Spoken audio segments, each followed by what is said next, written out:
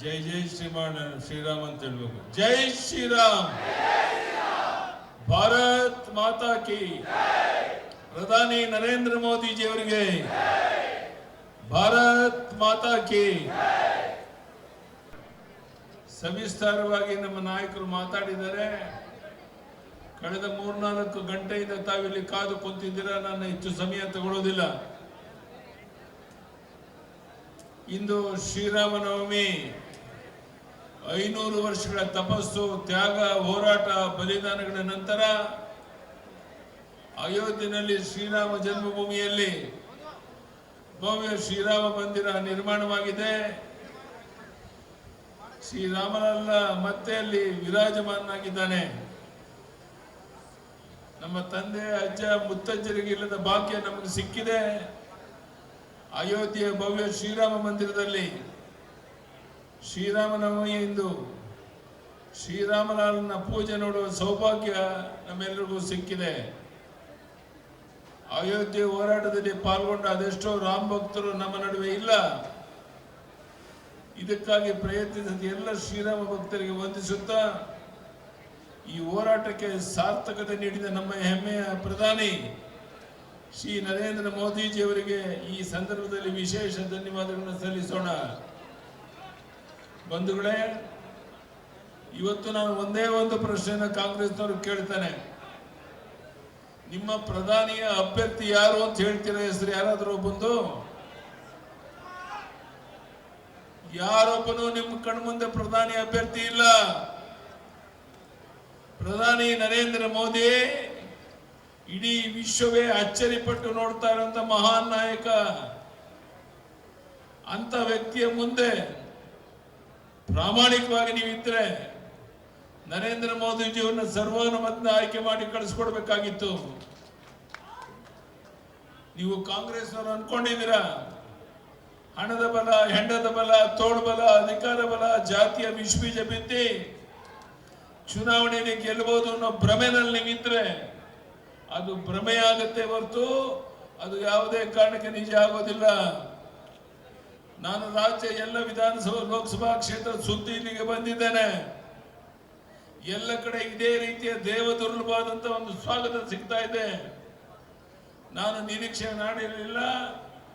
ನಮ್ಮ doctor Basavaraj S ಕ್ಯಾವಟರ್ ಅವರಿಗೆ ಈ ಪ್ರಮಾಣದಲ್ಲಿ ಜನ ನೀವು ಸೇರಿ ಸ್ವಾಗತ ಮಾಡ್ತಿರೋದನ್ನು ನೋಡಿದ್ರೆ ನಮ್ಮ ಅಭ್ಯರ್ಥಿ 2 ಲಕ್ಷಕ್ಕೂ ಹೆಚ್ಚಿನ ಅಂತರದಲ್ಲಿ ಗೆಲ್ತಾರೆ ಅನ್ನೋ ವಿಶ್ವಾಸ ನನಗಿದೆ.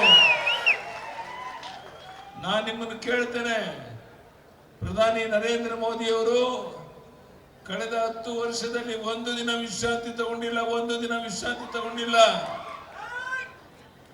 ದೇಶ ವಿದೇಶಗಳಿಗೆ ಹೋಗಿ ಬಂದ ಮೇಲೂ ಸಹ ಕೆಲಸ ಮಾಡ್ತಾ ಇರಬೇಕಾದ್ರೆ ನಾನು ನಿಮ್ಮಲ್ಲಿ ಕೈ ಜೋಡಿಸಿ ಪ್ರಾರ್ಥನೆ ಮಾಡೋದು, ನಮ್ಮ ಅಭ್ಯರ್ಥಿಯ ಪರವಾಗಿ ಇನ್ನು ಬರೋ ಚುನಾವಣೆವರೆಗೆ ಮಾತ್ರ ನೀವು ಸಮಯ ಕೊಡ್ತೀನಿ ಅನ್ನೋರೆಲ್ಲ ಕೈ ಎತ್ತಿ ನೋಡೋಣ. ಗೆಲ್ಲಿಸ್ತೇವೆ, ಸಮಯ ಕೊಡ್ತೇವೆ ನೋಡೋಣ.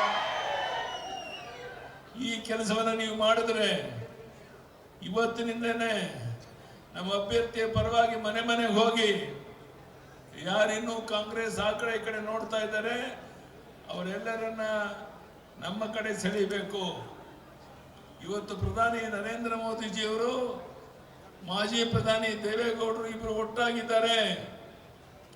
ಬಿಜೆಪಿ ಜೆಡಿಎಸ್ ಹೊಂದಾಣಿಕೆ ಮಾಡಿಕೊಂಡು ಇವತ್ತು ಲೋಕಸಭಾ ಚುನಾವಣೆ ಎದುರಿಸ್ತಾ ಇರೋ ಈ ಸಂದರ್ಭದಲ್ಲಿ ನಾನು ರಾಜ್ಯದ ಉದ್ದಗಲಿಗೆ ಹೋಗಿ ಬಂದಾಗ ದೇವದುರ್ಲಭವಾದಂತ ಒಂದು ಸ್ವಾಗತ. ಎಲ್ಲ ಕಡೆ ಬಿಜೆಪಿ ಮೋದಿ ಈ ಮಾತನ್ನ ಕೇಳ್ತಾ ಇದ್ದೇವೆ.